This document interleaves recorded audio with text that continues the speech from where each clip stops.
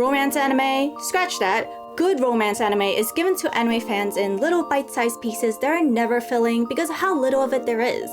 Nevertheless, we continue to rewatch our beloved anime series over and over again until our brains start to rot because we are just scavenging for those good heart-wrenching series that makes us feel something deep inside our very damaged hearts. This anime series, however, makes you question whether or not romance tropes or cliches can make or break an anime, especially one of the romance genre.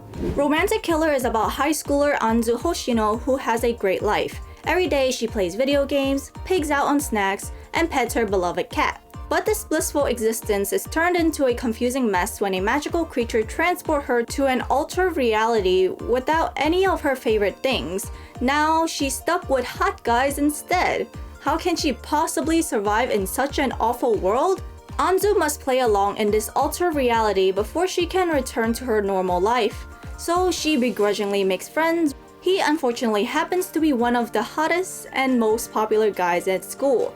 And what's worse, she realizes that he might not even be that bad of a person. Following every cliche known to man, Anzu attempts to dodge these cliches.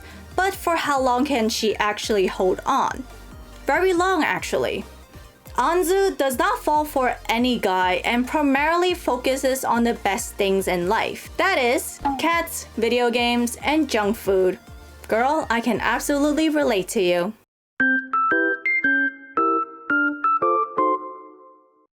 You know those memes where someone is watching romance anime and they realize that their life is complete garbage compared to the things found on screen? Yeah, Anzu and I absolutely do not feel that way. We are happy just being inside and doing the things that are too embarrassing to be shown on screen. But you know what? People falling in love is pretty much inevitable. So Anzu has no chance at killing the romance she doesn't want. As someone who decides that she is the non-heroine, she is still the heroine. She is surrounded by the standards of all anime men, the Bishonen, the childhood friend, and the tsundere. Alongside her is the magician Riri, who is there to help her reach a happy ending. That is strictly the romantic kind. Anzu, who only cares about her games, cat, and chocolate, does really well at thwarting the romantic attempts set by Riri, making it really funny to see how the boys react to her lack of desire of seeing them as a romantic partner. The first target is Kazuki, the Bishonen who had his smartphone smashed, apartment flooded, and had accidentally been hurt by Anzu a good couple of times, but in the end they lived together because Anzu had felt bad for the things Riri had done on her behalf. The next setup is the childhood friend Junta, who sucks at hiding his feelings and has little confidence when it comes to pursuing Anzu. Lastly, our tsunderes. I don't like tsunderes, they're the biggest turnoffs for me, and this was pretty much how it went with Anzu and Hijiri on their first meeting. Basically, he thinks that because he is rich, everyone will like him. Anzu showed him that he is worth so much more than just his looks and money. I'm going to say it outright here, they all basically follow their designated assignments.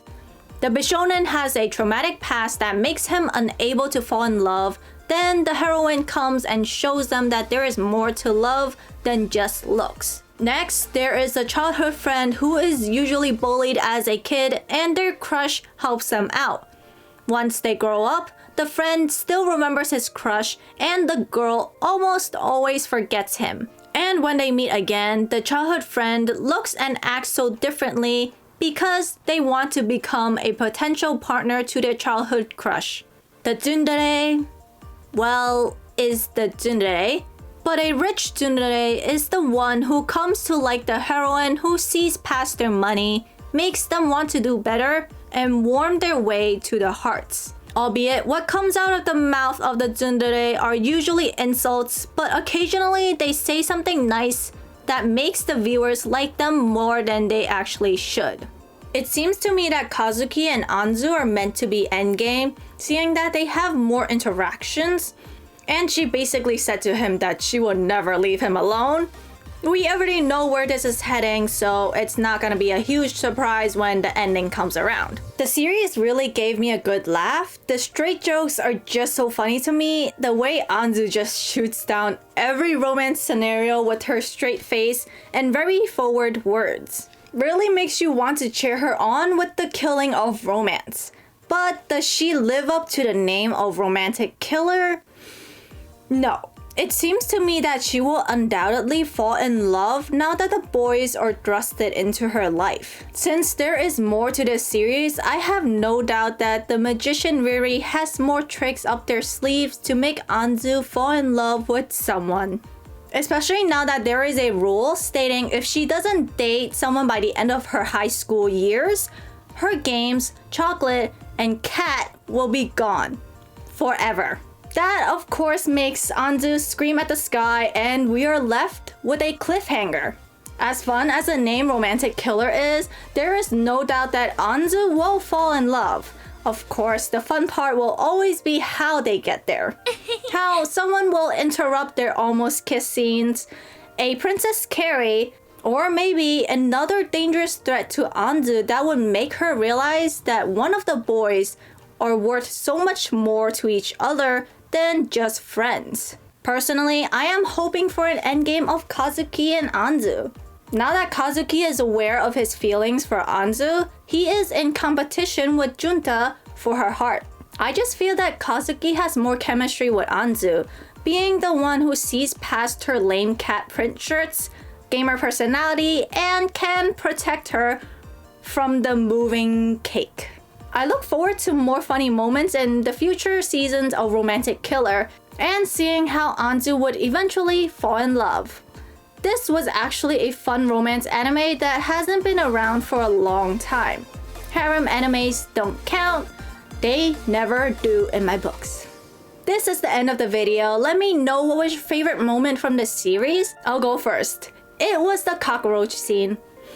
It was just so funny to see how scared Anzu was of the thing, and poor Kazuki had to be stepped on in order for her to actually make it through. Poor Kazuki.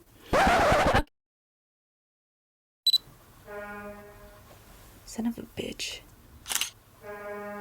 Fall in love with them rather than him.